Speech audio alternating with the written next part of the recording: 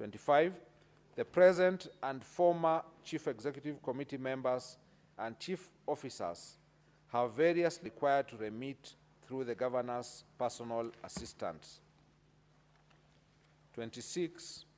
Violation of Article 201A, D, and E of the Constitution, 2010, on principles of public finance, and Article 226, as read with Article 227 of the Constitution, by presiding over glaring irregularities evidenced by A, irregular award of contracts and evasion of accountability, B, willfully interfering in the procurement processes and the award of tenders, C, skewed tender awards to various contractors at inflated rates and in collusion with fraudulent contractors and suppliers, D, irregular implementation and unfair distribution of various programs in the county, E, intentionally and negligently presiding over massive theft of county public funds as evidenced by the Auditor General's reports for the preceding financial years, which have raised red flags over various projects.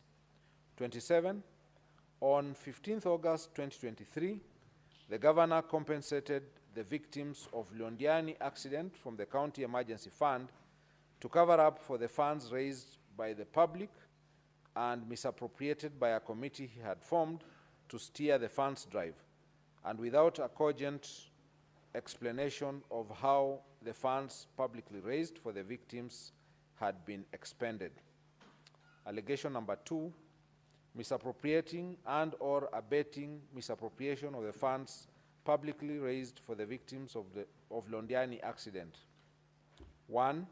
On various dates between 4th July 2023 and 9th July 2023, the Governor grossly violated the provisions of Article 10, 73, and 75 of the Constitution and Sections 29 and 34 of the Leadership and Integrity Act 2012 by A, overseeing misappropriation of the funds raised for the victims of the horrendous Londiani Junction accident tragedy, in which over Kenya shillings 9 million of public raised funds were lost.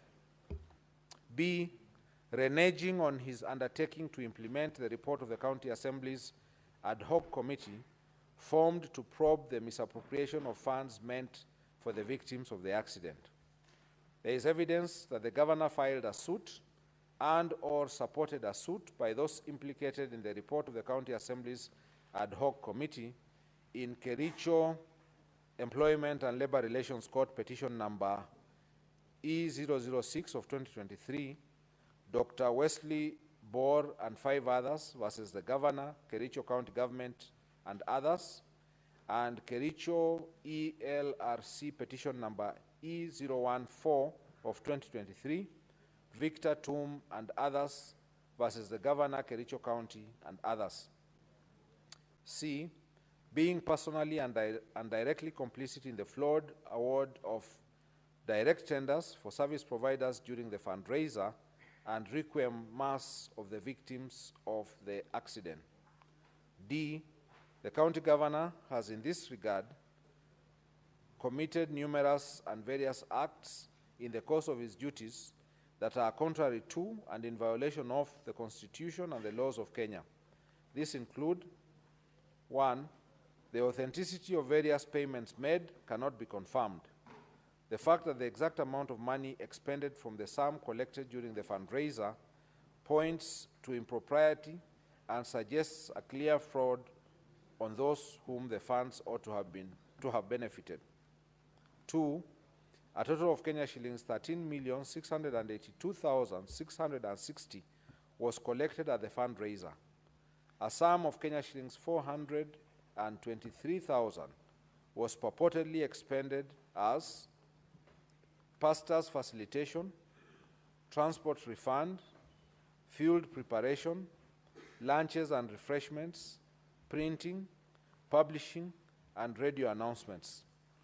Other payments that were approved from the fund were Kericho County Referral Hospital, Kenya shillings 2,037,524, Londiani Hospital, Kenya shillings 1,534,190, Supertix Limited, Kenya shillings 2,945,000.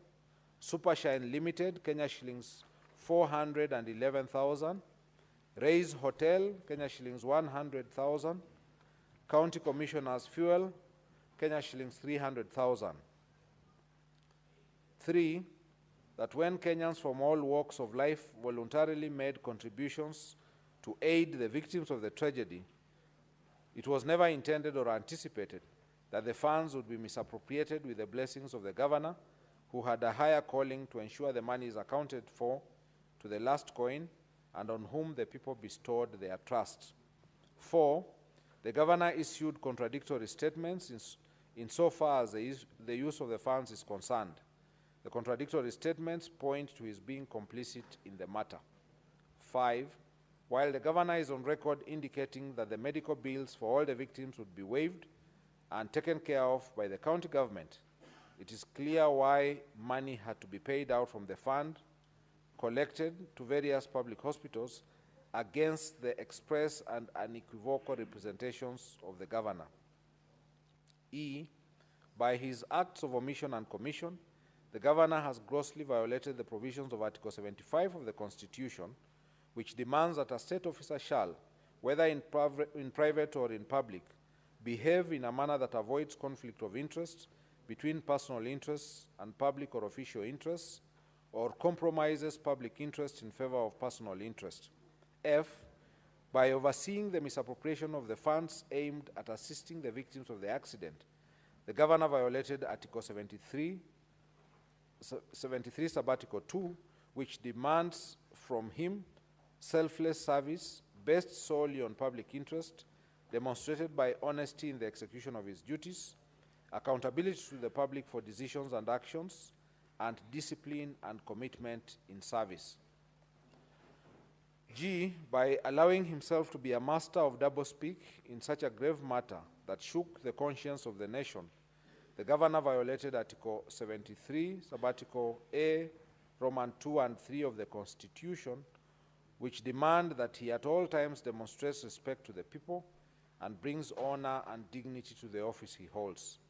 H, by allowing himself and senior officials close to him to benefit from the funds, the governor violated Article 76, Sub-Article 2B of the Constitution, which prohibits a state officer from accepting a benefit in circumstances that compromise the integrity of the state officer. I, by failing to ensure that decision-making in the executive of the county governor are not influenced by corruption, nepotism, and other callous and improper motives, the governor has failed to exercise objectivity and impartiality, thus violating Article 73, Sub-Article 2B of the Constitution of Kenya 2010. Ground 2, abuse of office. The particulars of this ground are as follows. Allegation 1, illegal appointments, unlawful dismissals and transfers, and usurpation of the constitutional and statutory functions of county public service. The governor has variously engaged in 1, gross misconduct, and 2, gross violations of Articles 10, 73, 75, 232, 235, and 236 of the Constitution. 3, gross violations of Section 17 of the Public Officer Ethics Act, Sections 55, 59, 59A, 60, 62, 63, 64, and 65 of the County Governments Act, Section 4 of the Public Appointments County Assemblies Approval Act 2017, and variously abused his office by A, skewed, uncompetitive, and nepotic appointments of the county employees of various cadres. For instance, the governor recently hired his own brother, one Victor Mutai, as a revenue clerk. Similarly, the governor's personal assistant's wife, one Chepkirui Mercy, was recently hired as a nurse on contract basis. Who was recently hired as a nurse on contract basis was confirmed, yet there are a number of nursing staff who have been serving on contract for long without confirmation. B, illegally appointing one Mrs. Alice Bett, now Judge of the High Court, as the county attorney when there was a substantive office holder, an act which the Employment and Labor Relations Court, the Honorable Lady Justice Wasilwa, affirmed was irregular, unprocedural, and unlawful in the case of Sang versus Governor Kericho County and two others, petition E001 of 2023. In that case, the governor was found by the court to be in gross violation of Article 73 and 232 of the Constitution.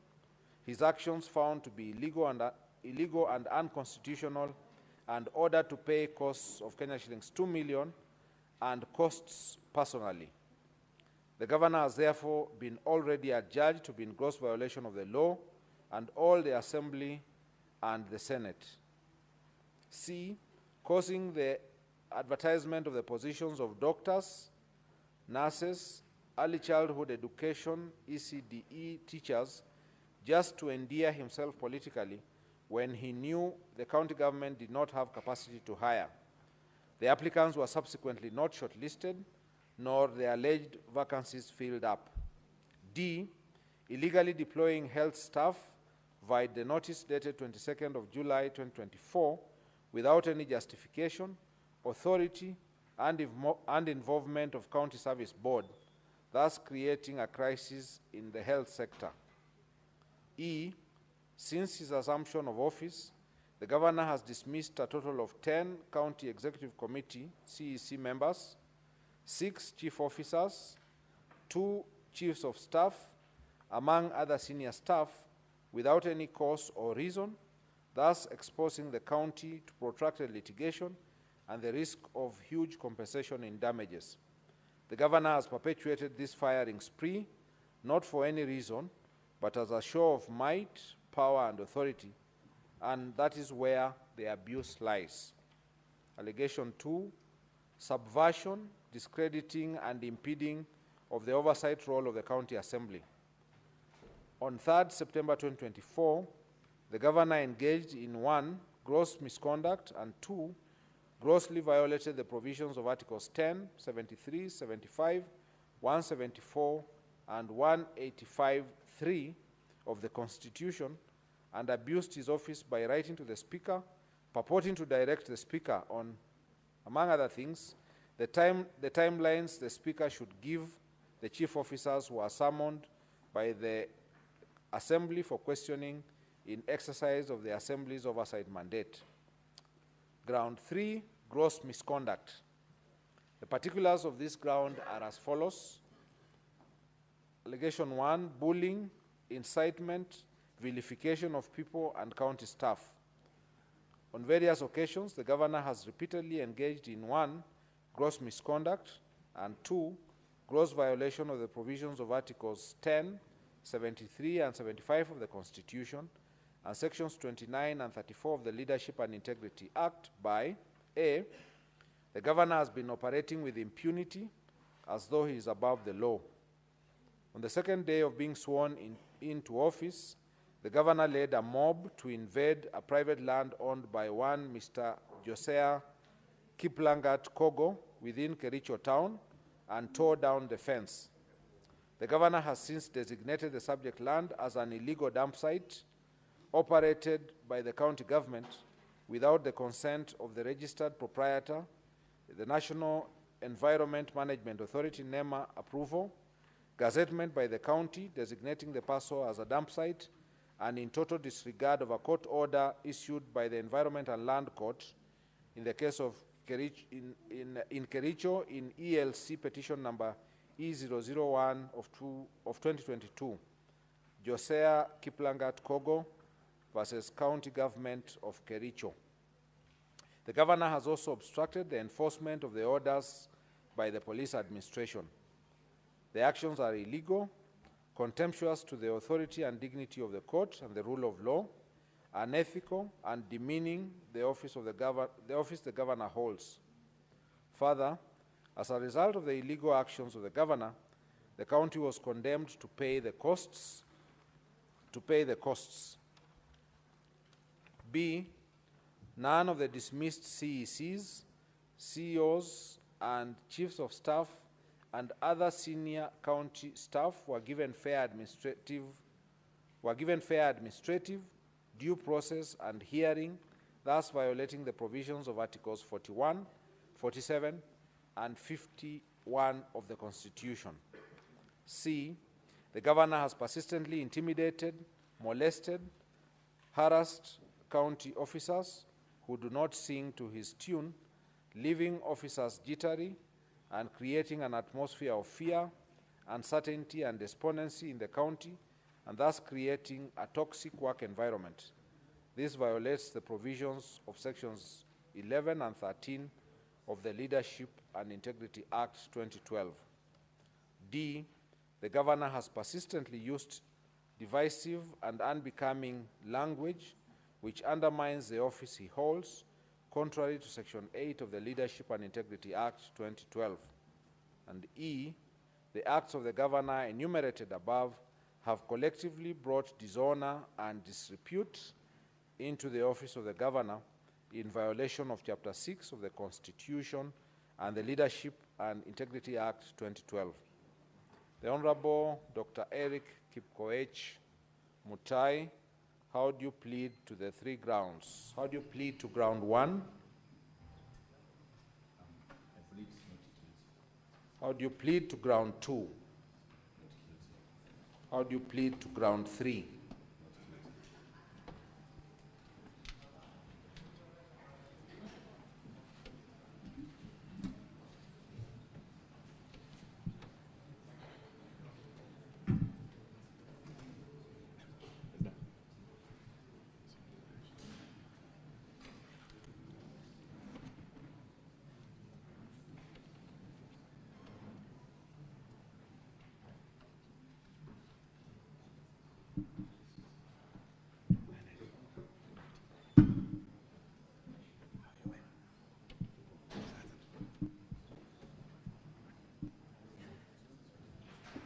Governor, you may be seated. Thank you, Mr. Speaker, sir.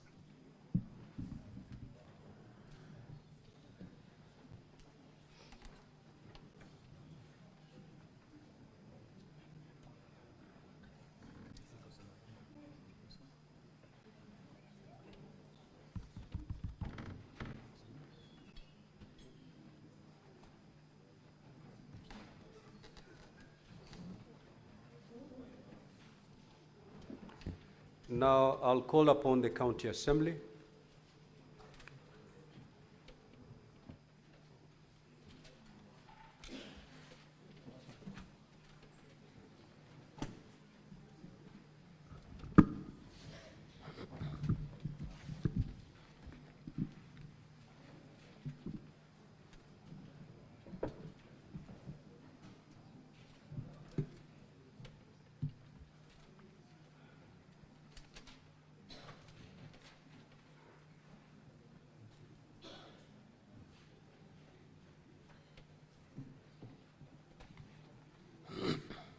So the County Assembly, you have 30 minutes to make your opening statement.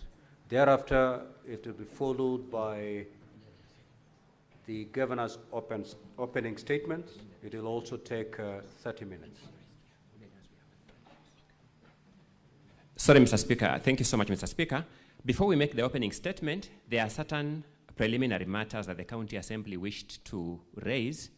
So with your permission, Mr. Speaker, I wish to be given the opportunity to raise them first. You may proceed. Thank you so much. Mr. Speaker, allow me to begin by raising the fairly simple and straightforward preliminary issue. By letter dated 24th August 2025 by the firm of HK Advocates on behalf of the County Assembly. Sorry, the record may not have captured my name. My name is Elisha Ongoya for the County Assembly of Kericho. And I think for members of the Senate on light note, Mr. Speaker, who may wonder whether Mr. Mutuma and I are actually on this side, we may say that the Kabrang rule has placed us this side today. Mr. Speaker knows that better than I do. By letter dated 24th August 2025, H&K Law Advocates, acting for the County Assembly of Kericho, requested the clerk of this house to make special arrangements for one witness who suffers a physical disability in the nature of mobility impairment when that time comes. So that we don't struggle at the last minute, I would wish that Mr. Speaker directs that those arrangements be made as and when that witness is required to be put on the stand. Yeah, those arrangements are going to be made. Thank you so much. The second preliminary issue is also relating to another letter dated 24th August 2025 and addressed the clerk of this House. Just for context, you'll notice that among the filings made by the governor in his defense was a notice of preliminary objection, which was brought to the attention of the county assembly when the documents were being exchanged at the clerk's designated area.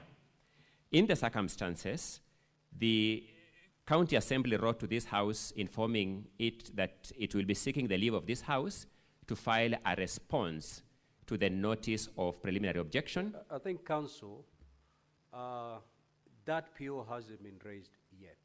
It's on record, but it's yet to be raised. Thank you. So you'll be given an opportunity to make that application once that PO has actually been raised. Thank you. Having said that, Mr. Speaker, the final is a set of documents that we also wish to be permitted to be circulated to the senators. I'll just lay a brief context for this. There are documents which, Mr. Speaker, when you are informing the senators, you drew their attention to the documents that the county assembly brought to this House accompanying the resolution of the county assembly. Some of those documents, unfortunately, when we are now preparing the volumes for circulation, because of the number of volumes involved, were omitted among the documents that were delivered, and other documents were also referred to the various witness affidavits, and those documents were also omitted when we were producing the volumes because of the sheer number of volumes that were being produced. If you give me permission, Mr. Speaker, I can then draw your attention to the specific documents so that then you can consider whether or not to allow them. You may proceed. Thank you. Mr. Speaker, you'll remember you read among the documents that the county assembly presented to this Senate as payment vouchers for the Department of Agriculture. You also read payment vouchers for the Department of Lands and Physical Planning. Those documents, although accompanying the motion and duly presented to the Office of Speaker, were not reproduced in the volumes that have been given to the honorable senators. We beseech you to grant us leave to have those documents circulated among the senators. We also have documents that are mentioned in the various witness affidavits, but which unfortunately were not reproduced when the volumes were being made. By name, we have a staff redeployment memo dated 10th January 2025, an internal memo of the county government of Kericho. We have certain printouts of M-Pesa statements that are referred to in the affidavit of Eric Koech. We have the letter dated 21st August 2025 with regard to the report of the ad hoc committee on Kazi Mtaani, which, Mr. Speaker, you have alluded to. It is referred to in the affidavit of the motion mover. We have certain RTGS payment extracts that are referred to in the affidavit of Albert Koech. We have the termination letter of Enoch Koech that is referred to in the affidavit of Eric Koech. We have an invitation for a meeting with the Joint County Assembly Committee on Water and Sanitation and Environment and Forestry and Natural Resources and Minutes. The committee report of that committee, my apologies, the report of that committee is before this House, but only the invitation letter that was omitted in the course of the photocopying. Then we have bundles of invitation letters dated 18th July 2025 to appear before the ad hoc committee of the County Assembly of Kericho on fictitious payments. Again, The report of that committee is already before this House. So the only documents that were omitted were the invitation letters, which we seek that you permit to be presented to this House so that we have a complete record. Then finally, Mr. Speaker, we have certain photographs and an attendant certificate of electronic evidence. The photographs are referred to in the affidavit of Kiprotich Rogoni, and the certificate of electronic evidence is also in that affidavit, but unfortunately, in the course of mass production of the documents, they were omitted. Those documents, Mr. Speaker, we beseech you to allow the senators to have access to them so that we can have a comprehensive view of the situation. The other documents are the ones, as I alluded to earlier, relating to the answer to the PO.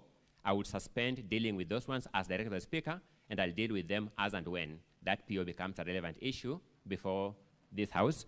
My learned colleague should draw my attention to something so that we don't waste time. I'll ask him just to present it to the Senate right away so that the Senate can make a decision. Thank you, Mr. Speaker, sir. For record purposes, my name is Elias Mutuma. I just wanted to confirm that the documents that my learned senior has alluded to have already been supplied to Council for the Governor through email yesterday, and physical copies were delivered this morning. Thank you. Council for the Governor, do you have any objections to that request?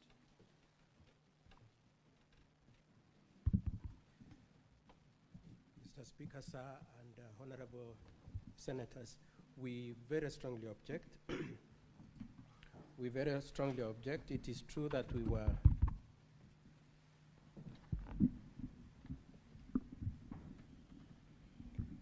Mr. Speaker, sir, we strongly object to the attempt to introduce new evidence at this point.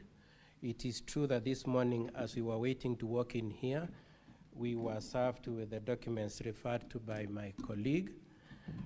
Mr. Speaker, sir, the first point of our objection is that we will not have had an opportunity to have looked at them and to prepare ourselves to respond to them, considering that today is scheduled for hearing. The second objection, Mr. Speaker, sir, is that you already gave a timetable within which the filings were to be done, and we all struggled to file within that time, including ourselves, who had also equally voluminous documents. So the mere contention that it was voluminous is not good enough a reason. The third objection we have, Mr. Speaker, sir, is that they were not part of the documents that were used during the proceedings at the County Assembly. And for purposes of that point, Mr. Speaker, sir, I wish to make reference to your standing orders, the standing orders for this, for the Senate, particularly the standing order number 20. The standing order is to this effect. In presenting its evidence, the Assembly shall not introduce new evidence that was not part of the allegations against the Governor in the County Assembly as forwarded by the Speaker. Mr. Speaker, sir, it is our contention that that standing order clearly prohibits the introduction of this new evidence. It is also our argument that if that evidence had been brought to the Assembly, there is also the possibility that the Assembly could have voted differently. And so, Mr. Speaker, sir, we take objection to the introduction of the new evidence, and we insist that the matter proceeds as per the documents that were filed within the timelines that you had given. Mr. Speaker, sir, I would like my colleague, Mr. Wanyama, to make supplementary submissions on the issue.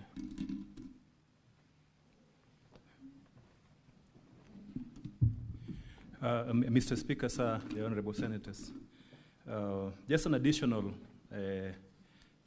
remark. If you look at paragraph 16 of the motion and the entire motion, there is certainly evidence which the mover of the motion wanted to adduce before the County Assembly. At paragraph 16 of the motion, the mover of the motion specifically said on the floor that that evidence will be sought after asking the House to issue summons. And throughout the motion, you will see that then there is no evidence. An allegation has been made and no attaching evidence has been adduced. So that was the evidence which was submitted before the County Assembly and a decision made on them. So in accordance with your rules, and we strongly object to this, the county assembly cannot introduce new evidence, even if it was mentioned in the pleadings before the county assembly. It cannot introduce that new evidence before this house at this stage for only one reason. It's extremely prejudicial to the governor. And secondly, the governor has not had the opportunity to prepare on this evidence. But more importantly, this evidence requires comment from the governor. And therefore, the right to fair hearing will be severely breached if this evidence, which the county assembly is now doing a patchwork, is introduced at this stage. And lastly, it will contravene your express, clear, and unequivocal rules that no new evidence shall be introduced on the Senate if they are not part of the evidence submitted against the governor in the county assembly. Thank you.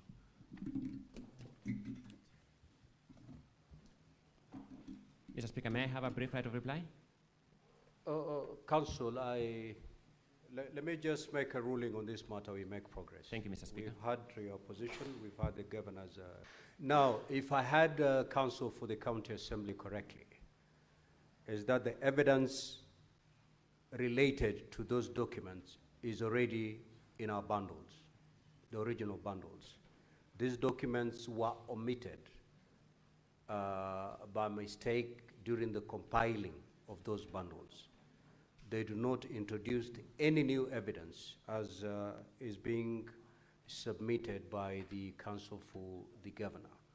And therefore, pursuant to Rule 30 of the Rules of Procedure, I will allow those documents to be admitted. Counsel for the governor, you may take to the stand and make your opening statements. Mr. Speaker, sir, we had indicated that we are raising a preliminary objection. Although, allow me to just make the observation, Mr. Speaker, sir, that much as you have made your ruling based on the premises that they were excluded, though they were part of the evidence, they were not part of the evidence, Mr. Speaker, sir. These are new documents that have never been part of this case. The nearest you could say is that they were referred to or they were alluded to in the charges, but they have never been part of the evidence. Mr. Speaker, sir, we filed a notice of intention to raise a preliminary objection, and the same was part of the filings we did within the timeline you gave us. The nature of our preliminary objection, Mr. Speaker, sir, is to contend that there was no voting that took place, and therefore it implicates the requirement, number one, that voting must have been done at the assembly, and number two, that a 2/3 threshold should have been achieved. It is our contention that the approach adopted by the Speaker in the County Assembly, the documents filed, including the audit of the logs of the process, will show that indeed there was no voting system. Mr. Speaker, sir, I pray that you allow us to raise that preliminary objection to the effect that indeed no voting took place and that 2/3 was not achieved, and therefore your jurisdiction has not been triggered as a Senate. So, Counsel for Governor, you have 15 minutes to raise your appeal. Counsel for the County Assembly, you'll have 15 minutes to respond, and thereafter the Senate will make a determination on the matter. Mr. Speaker, sir, the issues we raise in our preliminary objection are that we will start, first of all, Mr. Speaker, sir, we will invite your attention to the contents of an Annex 4A from the Assembly, which provides an audit of the login processes and details of how the voting went on. And Mr. Speaker, sir, that is contained in the affidavit by the IT expert at page 79 to 85, and also in the affidavit sworn by the clerk, page 95 to 93. And Mr. Speaker, sir, the IT expert says particularly at paragraph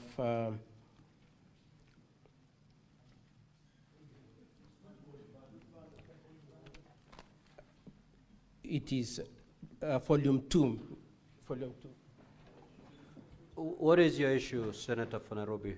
Volume 2 of the County Council Assembly for Governor, bundle. just hold and pause the time for the Governor, please. Yes, Senator Sifuna. No, Speaker, we've been through this process many times, and these are experienced lawyers. Part of the thing they should do before they start is to introduce to the Senate their documents. You can't just refer to documents, and we have volumes upon volumes here. I would expect that Counsel for the Governor start by telling us what his documents look like, and then we can be able to go together. Other than that, you're just speaking to yourself. With respect, Counsel. Council for Governor, kindly be guided accordingly. My apologies, Honorable Senators. I'm referring to Volume 2 of the County Assembly bundle, and I will be juxtaposing that with bundle Annex 4F, also from the County Assembly bundle.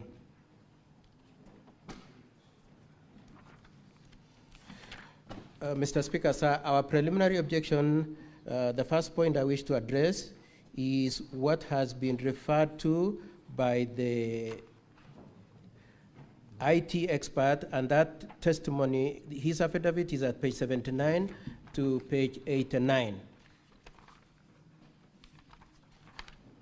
And at particularly page 81, paragraph 10, 11, and 12, he indicates that they have been using certain software for purposes of payments, budgeting, meetings, and so on and so forth.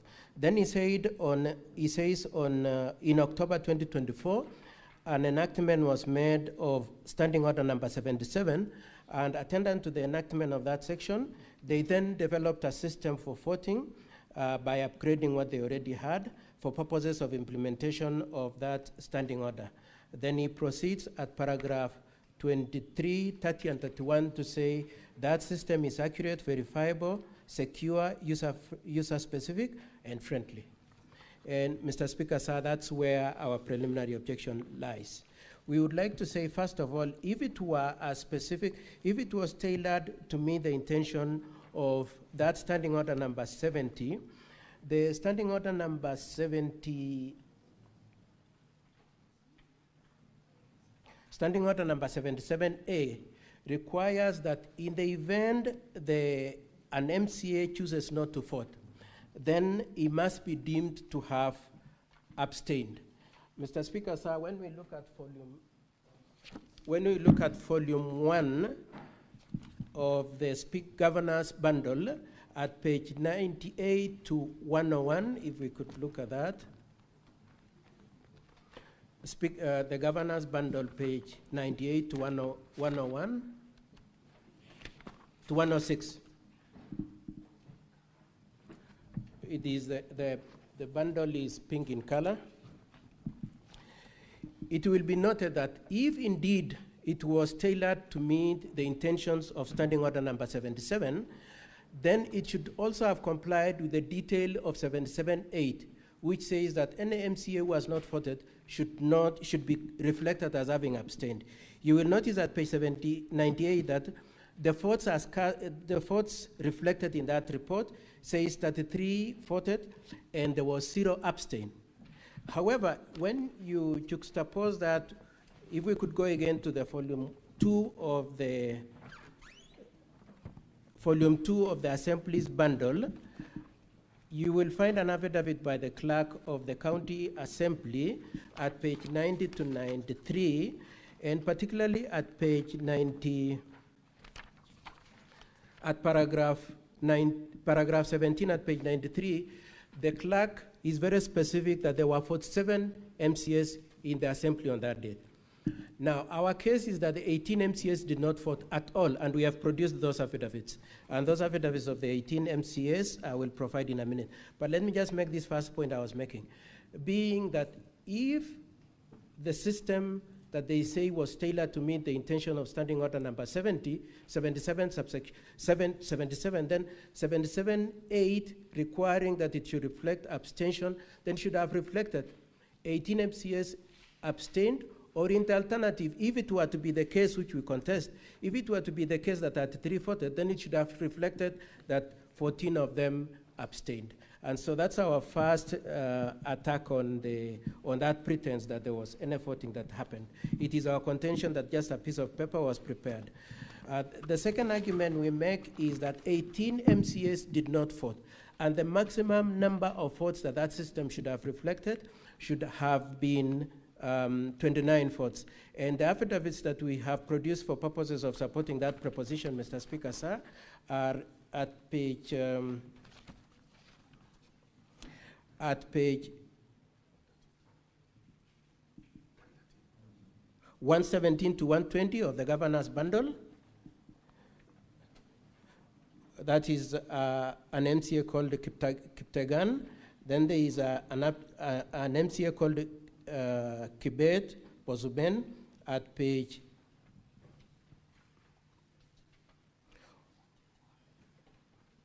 121 to 122. Then there is Amos at page 125 to 127.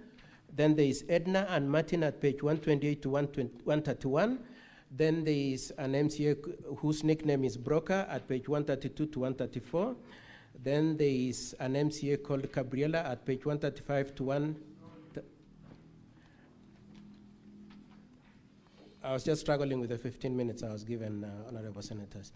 Then there is an affidavit sworn by one Gabriela, Honorable Gabriela at page 135 to 137, and an affidavit sworn by all the 18 jointly at page 113 to 116. In the same set of the documents, we have shown how they have already reported to the DCI for purposes of investigation of the impersonation of their votes. Mr. Speaker, sir, may I indicate that all the 18 MCAs are our witnesses, and we intend to call all of them, probably 17 or the 18. And Mr. Speaker, sir, and honorable senators, it is our contention that indeed, to the extent to which 18 of them did not vote, the representation that 33 MCAs voted is inaccurate. It should have been only 29 MCAs.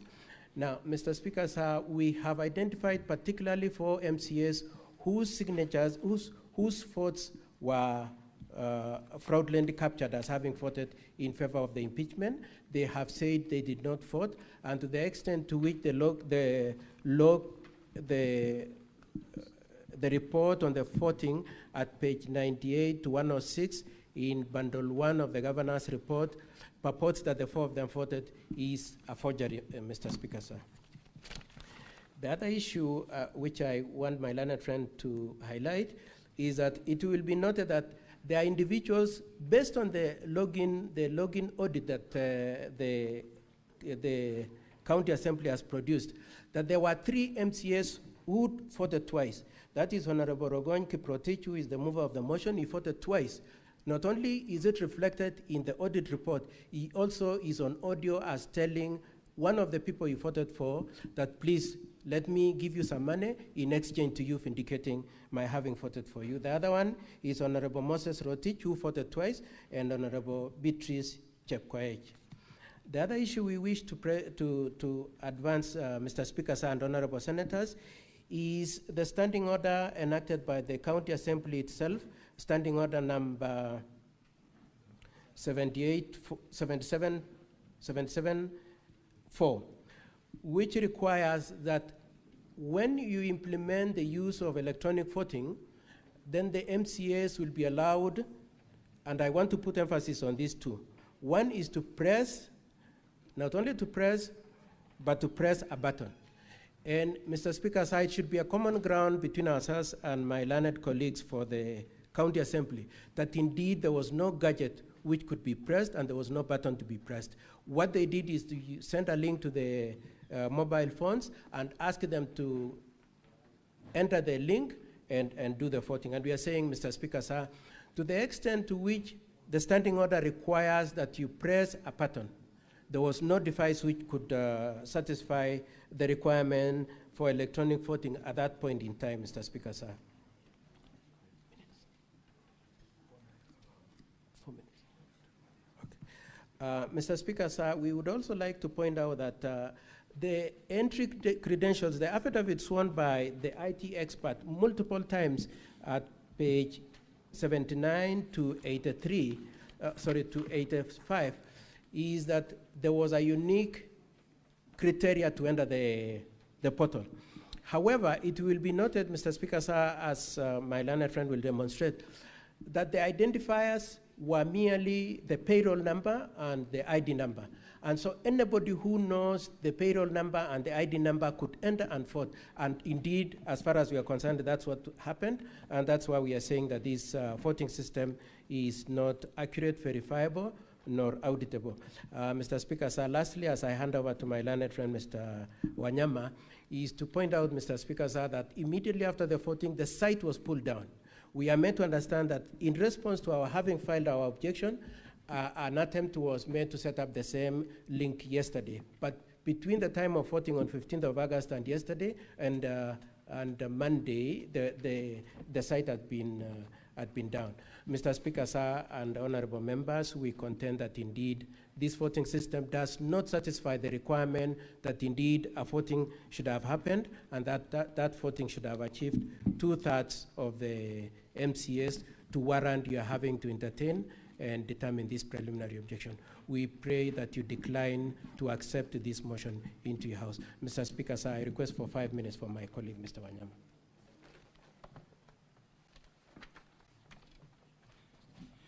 Yeah, Mr. Speaker, sir, honorable senators, there is a thorny issue which is creeping from our motion. The Kericho County Assembly has 47 MCAs. The documents submitted by the County Assembly show 33 voted in favor of the motion. There are 18 MCAs before this House who say that they never voted for the motion. So outside the legalities, the Senate can determine that question factually by asking all these 18 MCAs whether they voted for the motion or not.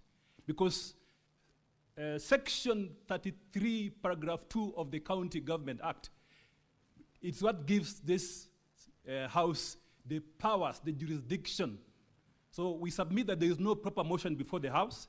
Because of that question, it was not supported by the requisite 2/3 majority as required by the law. And why? Mr. Speaker and honorable senators, allow me to invite you to look at Volume A, Volume 4A of the County Assembly documents, because this is where the explanation comes in. Volume 4A of the County Assembly documents. Now, the County Assembly said that they used a system. They used a system which they were deploying for the first time in this voting, a system. How would an MCA access this system? You will need your IPPD number, your payroll number, and your ID number to access the system to vote. I myself, yesterday, I attempted to access this system, and I was able to access the system which they had put after pulling it down, and I was able to vote using the IPPD number and the ID number of MCS. The IPPD number is available in Volume 4A of the document.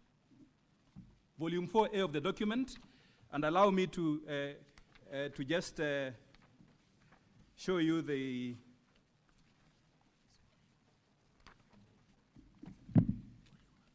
yes, the same document is at volume, the governor's bundle at page 259. The governor's bundle at page 259. And then from the County Assembly documents, that is page 1 of volume 4A, you will see the ID numbers of the MCS. These ID numbers were the passwords to access the system. The ID numbers were the passwords to access the system. So the ID numbers are here. They are there. Then the username is contained at page 4 of the County Assembly document. Page 4 of the County Assembly document, you will see the IPPD system. The unique payroll number of each MCA. So that is a system which was deployed. Now, this system fortunately leaves an audit trail. It leaves an audit trail. It's a system which, when you extract, it leaves an audit trail for you. So submitted in the House, page 13, you will see the audit trail. You will see the audit trail. Whatever happened to that system, which you could access using your ID number and the IPPD number as an MCA, and anyone could access. And before I go to this audit trail, the persons who could access the system is the clerk, the MCS, and the IT personnel. So the system will tell you the whole story. So from this page 13 and from page 13 to page 14, page 13, 14, 15, you will see the audit trails. And allow me to show you this. This is very significant. Counsel for Governor, 2 minutes. Yes, yes. This audit trail will show that there are 3 MCAs who voted twice. And remember, this is from the County Assembly's own document. 3 MCAs voted twice. Can I show you their IPPD numbers and their names? Yes. If you look at page 16 of the volume 4A,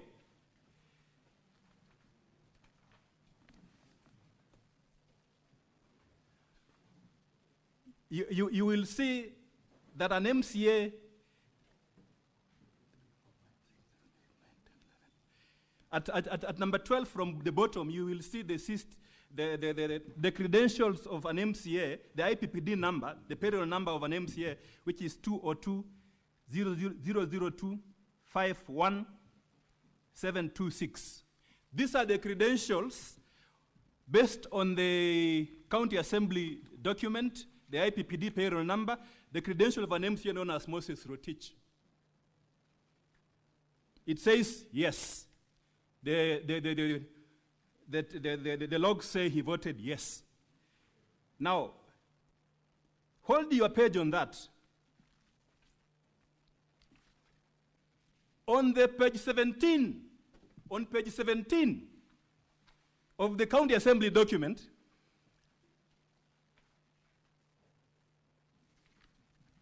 look at the same IPPD number. It is the same, of the same person. Same MCA, Moses Rotich. It is said he voted again, yes. So he voted twice in this system. That is page 17, the first entry on page 17. The first entry at the top there is the same entry. The same IPPD number of the MCA who is appearing on the call logs as having voted twice.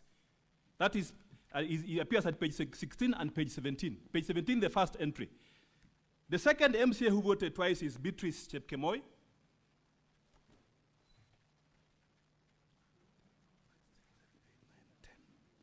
On the 9th line, at page 16, on the 9th line, page 16, Mr. Speaker, sir. On the 9th line at page 16, you will see an MCA voting yes. And the credentials, as you can see there, the IPPD number is 202, again 202, 96089. These MCAs, based on the County Assembly document, we can identify the name is Beatrice Chepkemoi, voted yes. At page 17, on the 4th line, Mr. Speaker, sir, on the 4th line, you will see the same credentials for Beatrice Chepkemoi, again voting yes, on page 17.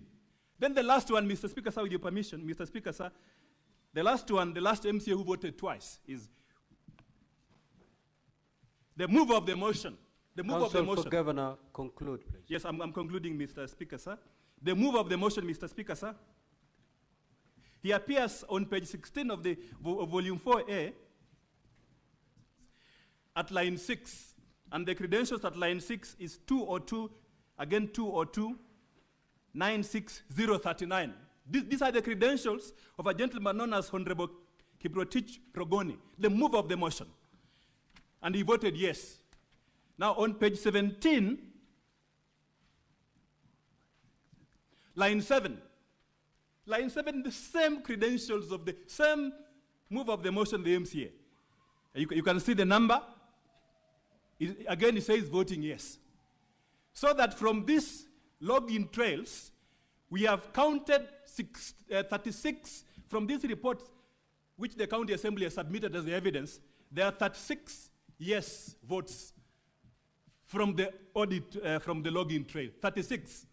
But as part of the demonstration of fraud, they were able to say that only 33 voted yes. But the answer is that from their own document, which they have submitted in the Senate, 36 MCAs allegedly voted for this motion. And some were voting twice. Secondly, from this system audit trail, you can see there were 47 attempts to log in at that time. The major attempt was done by a gentleman known as Peter. Of course, not myself.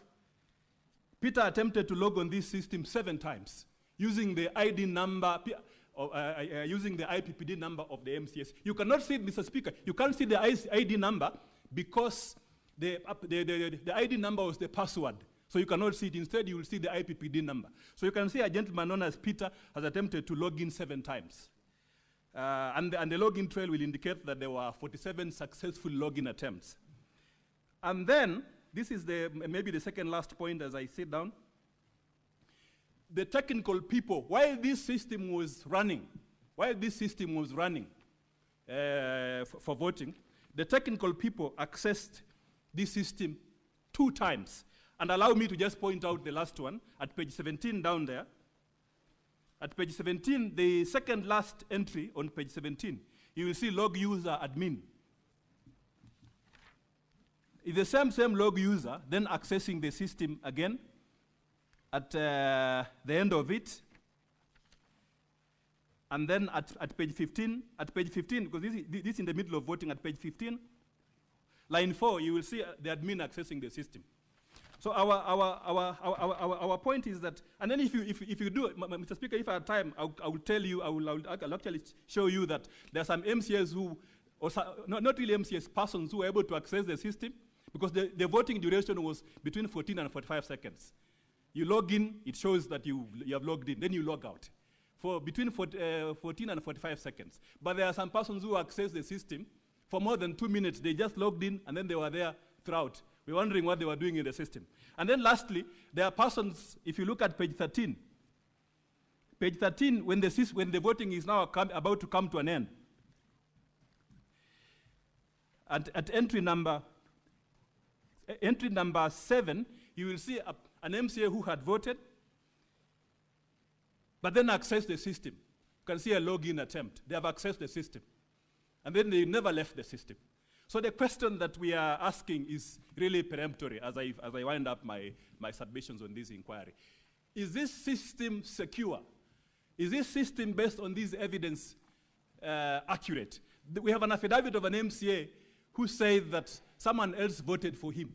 If I, as an advocate, can access the system and vote, so what about persons who have knowledge to the system, including the user developers? They say this system was developed by the IT department internally. And remember, it was being used for the first time by the county assembly on a very serious matter which has heavy constitutional implication. That is the impeachment of a governor.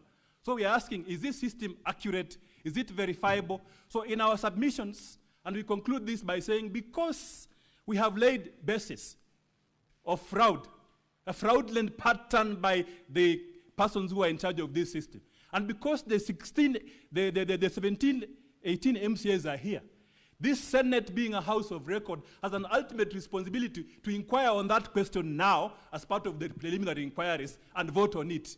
Ask all these MCAs. Mr. Speaker, sir, if you remove your 47. time is up, Counsel for Governor. Thank you. You are repeating yourself, basically. Thank you, Mr. Speaker, sir. I will sit down. Counsel for the County Assembly.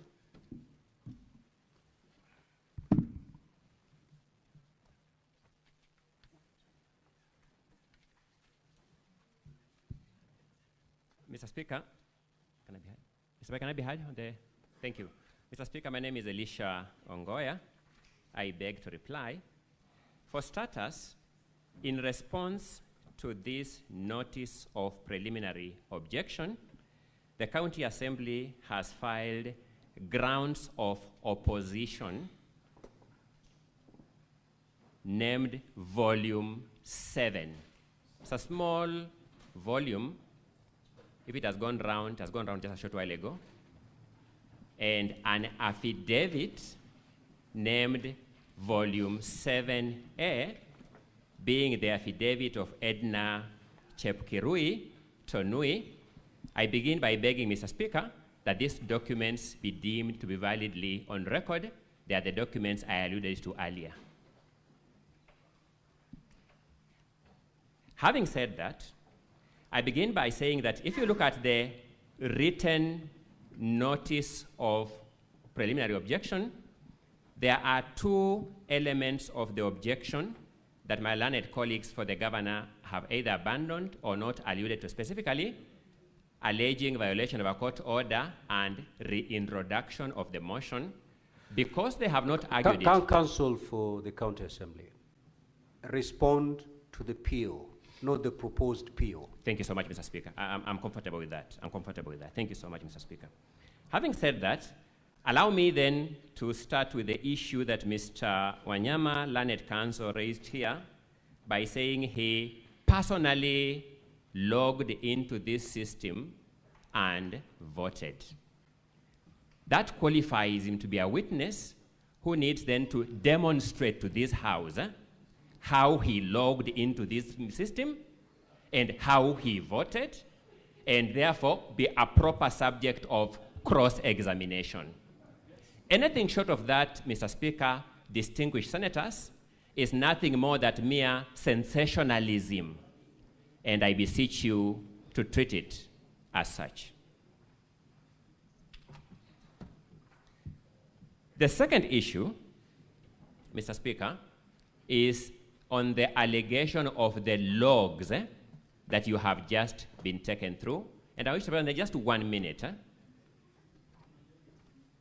It's amazing how sensationalism can arise.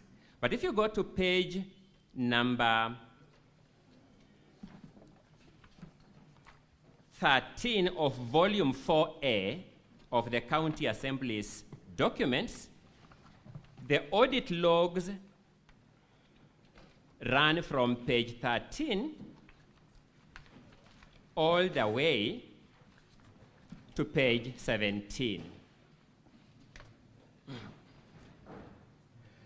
And allow me to demonstrate why you cannot determine this objection on the grounds raised by my learned colleague, Mr. Wanyama, by referring to a decision of the High Court on a similar issue. This Senate impeached another governor called Governor Mike Sonko Mbuvi Gideon Kioko, and an issue of electronic voting arose in that matter. When that matter went into the High Court, there was a petition number A425 of 2020 that was considered by the High Court, and the judgment is publicly available on the National Council for Law Reporting. At paragraph 169 and 170 of that judgment, the three-judge bench of the High Court observed, and I quote, "The court is now left with two separate sets of affidavits that present contradictory positions. On the one hand, some MCS aver that their login credentials were forged. Same thing you are hearing here, and that they never participated in the voting process on 3rd December 2020, and even went to the extent of making a report at Kwale Police Station. Same argument you will hear here. On the other hand, 20 of the same 39 MCS swore affidavits for the governor. 20 of them swore fresh affidavits on 4th December 2020, stating that they willingly voted on 3rd December 2020. You will find the same scenario in this case before you. Same scenario.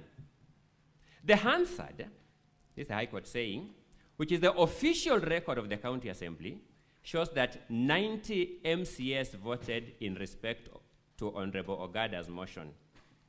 In view of the contradictory averments by some of the MCS who are alleged to have been in Kwale, coupled with the lack of any expert evidence in support of the alleged hacking.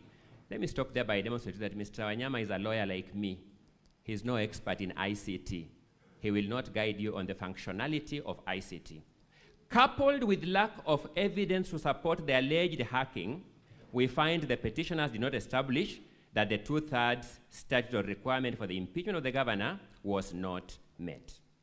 Having said that, let me go to the logs at page 13 to page 17. These are logs in a system, in an ICT system, and yet what you have before you is a printout of those logs. It means one must copy the logs, then print them out. That's the only way we can present the evidence of the logs here. Otherwise, this ICT expert has put the link in his affidavit, and when he takes the witness stand, when the trial starts, he will demonstrate to you how this system works, and you will see the logs themselves. But to give you a printout, which is a requirement of the rules of procedure, one has to copy the logs and put them here. And therefore, if the logs are copied twice, it does not mean that somebody voted twice. Allow me to take you through the exact entries that my learned colleague, Mr. Wanyama, has alluded to. At page 16 is a log called at 15th of August 2025 at 19:25:29 hours, 7:15 p.m. and 29 seconds. He alleges that there is a vote cast by that IPPD number. And you go to page 17, you see where he's alluding to at the first line, 15th August 2025 at 9:15:29, vote cast by that IPPD number. Let's look at the next log. The next log, 15 August 2015, 19:15:26. Let's go to the corresponding log on the following page, 17, 15th August 2025, 19:15:26. The same hour, the same minute, the same second. Go to the third entry, senators. This is 19:15:23. Then you got the following log, 19:15:23. Failed log. You see the same entries of the same IPPD number by the same person at the same hour, same minute, same second. This is a product of the copying of the logs for purposes of printing. It is not the logs in the system. It's how when you copy the log to print, you can copy twice. The results of this election, which my learned calls are at pages 21 to page 26 of volume 4A. My apologies, not 26, 28. The results are at pages 21 to page 28. And if you go to page 22,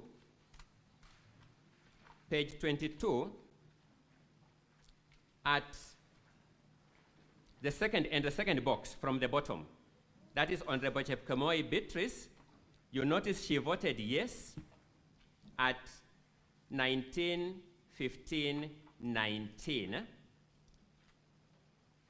and you don't see her in any other entry in the results of the vote. These are the results of the vote. This is what the speaker declared. You run from page 21 to page 28. You will see every senator, every MCA who voted yes captured once. I juxtapose this data, and possibly, Mr. Speaker, when the members will be contributing, fortunately for us, this Senate is a crucible of talent. There are multiplicity of talent here, and there are ICT experts among you. They will demonstrate very clearly that you can't take a copying of the logs to print when it's copied twice, say therefore somebody voted twice. Otherwise, it will mean that these people were so meticulous that from that entry that Mr. Wanyama began with, up to the second last entry on that page, and when you go to page 17, from the first entry up to 1, 2, 3, 4, 5, 6, 7, 8, 9, 10, 11, up to the 11th entry, those people transacted meticulously at the same time, second, minute, hour. It makes no sense. That's number one. Number two, in their submissions, my learned colleagues have said they will call witnesses to prove these facts. It means what they have raised before you are questions about credibility of witnesses. The forum for testing credibility of witnesses is in the trial itself, so that this ICT expert will take the stand, take you through the procedure, take you through these logs and field questions, and then you'll be able to test the credibility. And that will be the case for any other person, including members of the county assembly. I'm making out a case that what has been urged before you is not a preliminary objection by any stretch of imagination of that word preliminary objection. These are contentious, convoluted matters of law, which even you have seen. My learned colleague, Mr. Wanyama, wishes to convert himself into a witness and also tell you how he participated in this voting process himself. We have no problem with that, senators. If my learned colleague, Mr. Wanyama, wishes to take the witness stand and adduce that evidence, we have been here long enough to demonstrate that we deal with that in cross-examination. It is the only tool known to law for testing veracity of evidence. Allow me then to go to the standing orders. Standing order number 77 of the Kericho County Assembly standing orders is the operating standing order for this process. I will also briefly allude to standing order number 83. Standing order number 77 provides that unless the Speaker, for the convenience of the Assembly, otherwise directs, voting on a division in the Assembly shall be by electronic voting. So that the first grievance that my learned colleagues for the governor are raising is, why did the Speaker comply with standing order number 77? That's the essence of the objection. 77.3 provides that during electronic voting, members shall cast their votes by pressing either the yes, no, or abstain button. I sat here and I listened to my learned colleague, Mr. Katwa Kigen, most polite colleague that I know, very courteous colleague that I know, saying that the word button means a manual button. A manual button. Technology has evolved. And when an electronic system prompts you with the 3 electronic buttons, yes, and you press it, no, and you press it, abstain, and you press it, I respectfully submit you have pressed a button. So partly, again, this objection was based on a very manual understanding of the word button. And I don't know how much more I can say about that, but I think, Mr. Speaker, senators, that's the best I can do.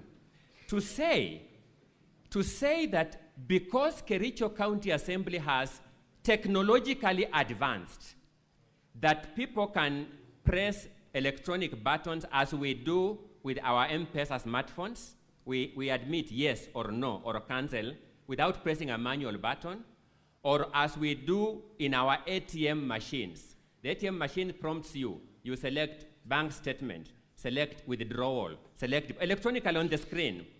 To say that because Kericho County Assembly is at pace with that technology, we must therefore fault it.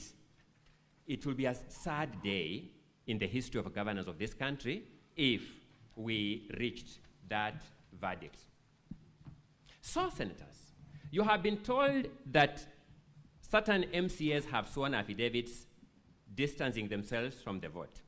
We have demonstrated that this is not a new game in town. Number one, in the Mike Mbuvi Sonko case, that happened. The court determined the Hansard is the authoritative source of information.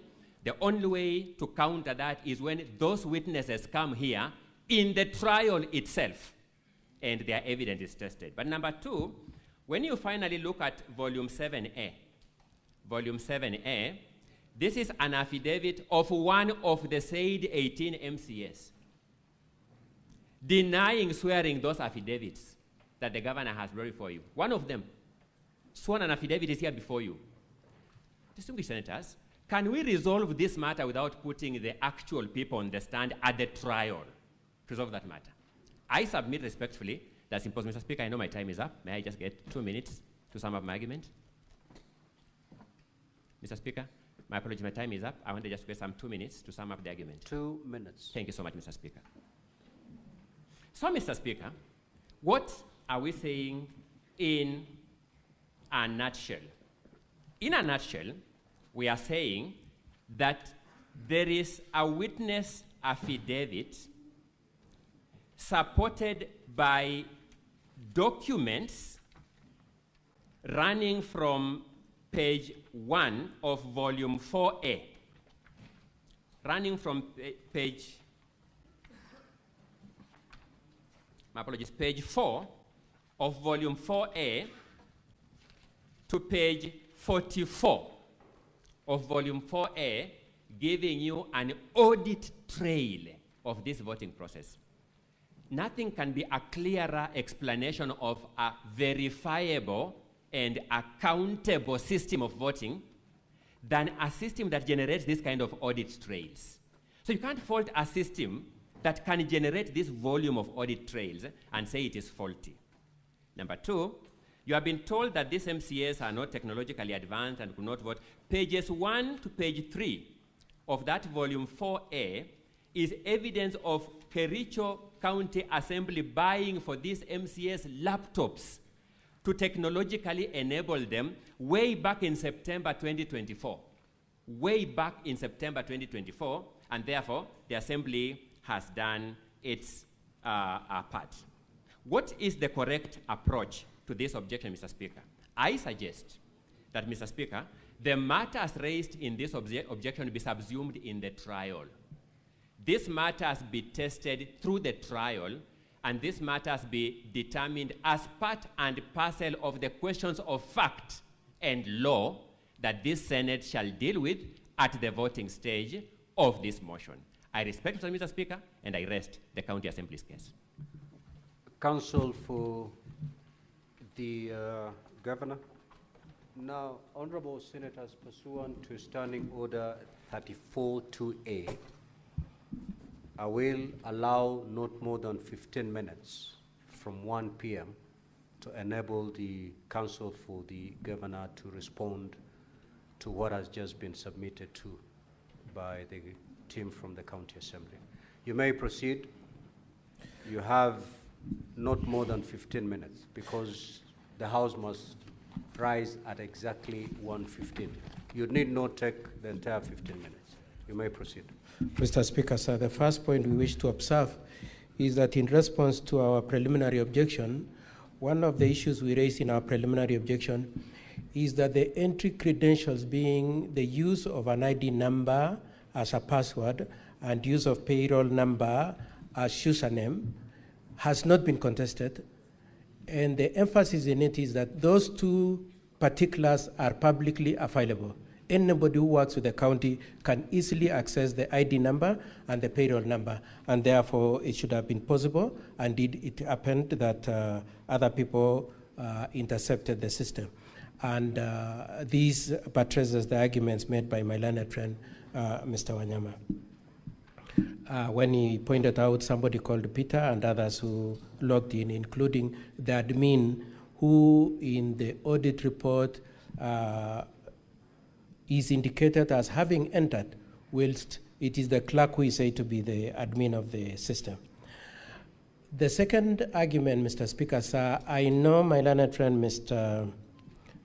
for the County Assembly has tried to belittle the point we are making about the issue of the button and pressing.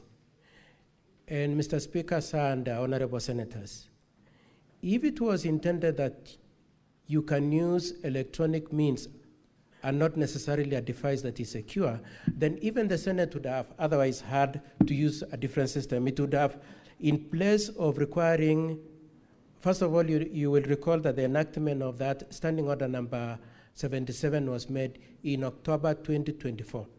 It is hardly a year ago.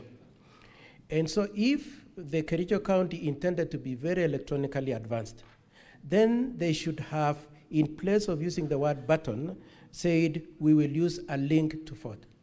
If it was intended that they should not necessarily press but click to vote, then they should have used the word in that Standing Order number 77.3 to say we will vote by clicking, not press. Mr. Speaker, sir, I insist that the intention of Standing Order number 77.3 was to ensure that there is an accountable, responsible, and verifiable voting system. Mr. Speaker, sir, my learned friend, in response to the arguments we've made in respect to Standing Order number 77 has invited your attention to Standing Order number 80. And he puts emphasis on the prerogative that the Speaker has in allowing the use of electronic voting. In reaction to his invite to you to make reference to Standing Order number 80, we would like to invite you to the Standing Order that is immediate before the one he has referred to, Standing Order number 80, being Standing Order number 79, which says that if MCAs insist that they want to vote by roll call, then the Speaker has no choice, provided there is somebody who has objected and is supported by more than 5 people, is supported by up to 5 people. In this case, Mr. Speaker, sir, we have invited your attention to the fact that there were 18 people who are opposed to this style of voting and wanted a roll call voting. For that reason, Mr. Speaker, sir, it is our argument that the only reason why the Speaker defied the provisions of Standing Order number 79 is because there was intention to fraudulently misrepresent the votes that were cast by the MCS. Lastly, Mr. Speaker, sir, as I hand over to my learned friend, Mr. Wanyama, it is said that this system was secure. And that point is buttressed by the affidavit by the IT expert that my learned friend, Mr. Ongoya, has repeatedly made reference to. And one of the things then that come up for your consideration in our preliminary objection is this. Can we determine for a fact that the 4 MCAs who say they didn't vote indeed voted? And honorable senators and Mr. Speaker, sir, it is my submission that the only way we can determine that is to determine whether the link was sent to that respective MCA and that MCA specifically voted using his number that the link was sent to. And Mr. Speaker, sir, you will see from the audit logs that the audit log does not indicate anywhere the numbers to which the link was sent, nor the IP address of the devices that were sent. And therefore, it goes into the question of the scheme to manipulate these votes. The inverse of that, and the only way that the county could possibly say that they have an absolute answer to the question of whether or not the votes were manipulated, is if they could demonstrate that indeed the link was sent to an individual and that the IP address of that phone gadget was the one that cast those votes. Mr. Speaker, sir, to the extent that the audit report brought to you avoids by design to give you that information, Mr. Speaker, sir, we say creates a doubt in your mind. In closing my part of my submission as I hand over to my learned friend, Mr. Speaker, sir, this is our argument, that indeed there was no voting, and therefore the threshold of 2/3 was not achieved. But as a rider to that argument, Mr. Speaker, sir, and the honorable senators, it is our argument that even if, as my learned friend says, there is a possibility that this system was okay, if there is doubt in your minds that indeed this system might not have been foolproof, if there is doubt, that is enough reason for you to decline entertaining and determining this motion. For all those reasons, Mr. Speaker, sir, and honorable senators, we pray that you reject this motion on the basis that you are not satisfied that indeed there was a motion that was properly considered, that it was properly voted for, and that the purport that there were 33 MCAs supporting the motion has been achieved. That's all, Mr. Speaker, sir.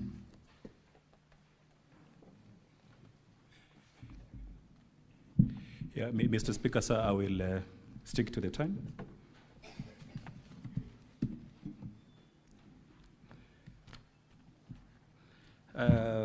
Just in quick rebuttal, I would like to invite the honorable senators to look at the governor's response at page 113. My colleague, Mr. Ngoya, talked about one MCA. That's the governor's response, page 113. The governor's response, volume 1, at page 113. The governor's response, volume 1 at page 113, because ultimately for the Senate to determine that the motion is properly before it, it must be satisfied on the threshold. From the 47 MCAs in the county assembly, at least the threshold requires that 32 of them vote in favor of the impeachment motion. Now, at page 113, it is true what Mr. Ongoya has said, that one MCA has sworn an affidavit. Principally, they jumped ship, swore an affidavit saying that they didn't meant what they said. But there are 17 other MCAs who have evidence in support of the PO at page 113. 17 MCAs. Ultimately, this is a process that follows the law. The Constitution is the Senate is a house of record, house that follows the Constitution, follows the law and the standing orders, and looks and listens to the evidence. So what is the evidence that I am showing you here? At page 115 is the evidence of 17 MCAs who have said they never supported the motion. So what does it mean? Do we have contrary evidence to rebut the cogent allegations by these 17 MCAs? If you do a quick calculation, minus 47, minus the 17 from 47, how many numbers do we have? We have 30. Does 30 meet the threshold in section 33, 2 of the County Government Act? The answer is definitely not. Do we need to wait for this question to be subjected to trial the way Mr. Ongoya has invited? The answer is no. The evidence is before the Senate to determine the issue. What about the logs? We are relying on the logs given to us by the county assembly. They are the ones with access to the system. They printed it out and submitted to the Senate. We are simply relying on it, and we have pointed out more than 10 mistakes on the logs. Why can't they just do impeachment on the right thing? Why are they hiding in technology, trying to manipulate the votes for purposes of achieving an objective which the Constitution requires a very high threshold? Just to finish, Mr. Speaker, sir, we have also audio evidence, KB1, which we request that when you retire, you can have opportunity to look at it. That is KB1. It just fortifies it fortifies this fundamental point, that we have a problem on this matter that is before the Senate, at the threshold question.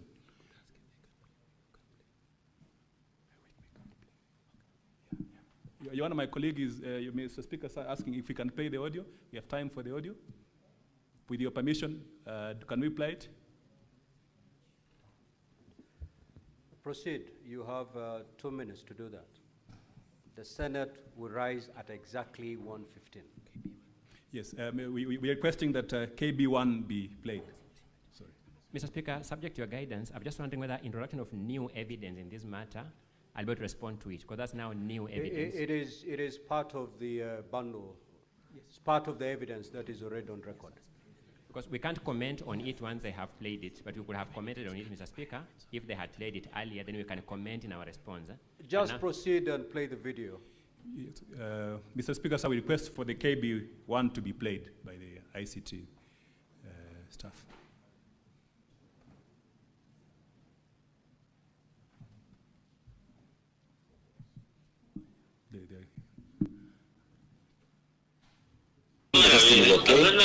We urge more counties to do their own ERP system just the way we are doing.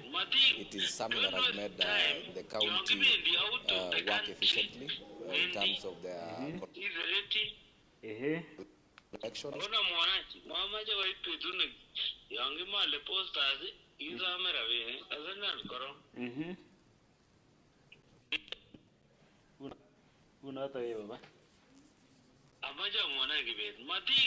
Don't waste time. You're giving out of the country, Wendy. Your Honor, the screens, Mr. Speaker said the screens are off. There was a transcript. Yeah. don't waste time. You're giving the out of the country, Wendy. Is ready. Ona mwanachi, mama jawa ipitune. Yangi male posters, iza merawe, azana nkoro. Kifutani ina bread. Sign an affidavit ko. Rone agi bet. In fact, ora muja dengone 200,000. Agi yogabuza. Oja wakso. Imagine ana iwendi. Jawa agi mutabi that agi biru baga wadu pai. Bari ki wolo for ina mugi mo. Dubai muti be mache gani ma muje cho. Ami resab kabisa agi miak lo kyukwe. Mache ngero yawe. Na ge ma cho. Policy. Kaza ngibe. Na mora. Oya jabru kura otiana. Go biru angure? I'm using it because of you. Hey, but who ran you? Yeah? I don't go in to governors. Hey? Yeah? Yeah. Come on, Rurun. Yeah, thank you, bro. Come on, Lini. Do it. You are defending a governor, the give Sarta.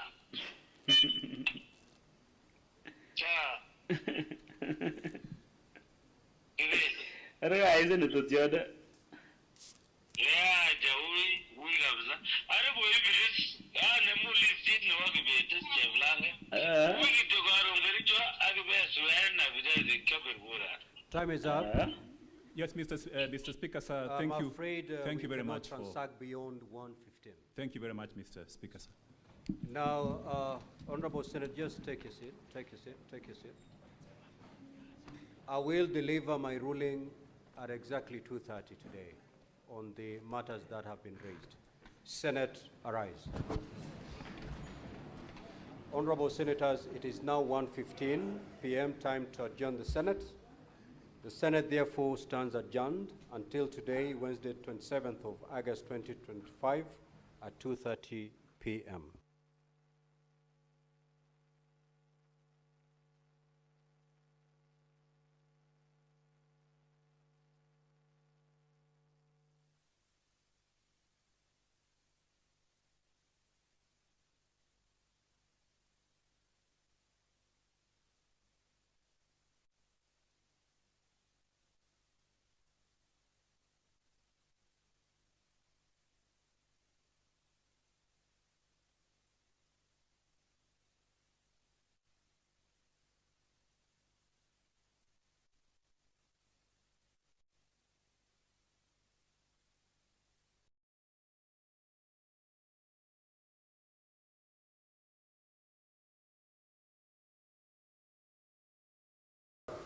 Sisi watumishi wako ambao umeridhika kutuita kwa nyadhifa za uongozi katika jamhuri hii yetu, tutakuomba utuajalie tuyatende na kufikia mambo yote yatakayofikishwa mbele yetu kwa njia ya haki na uaminifu.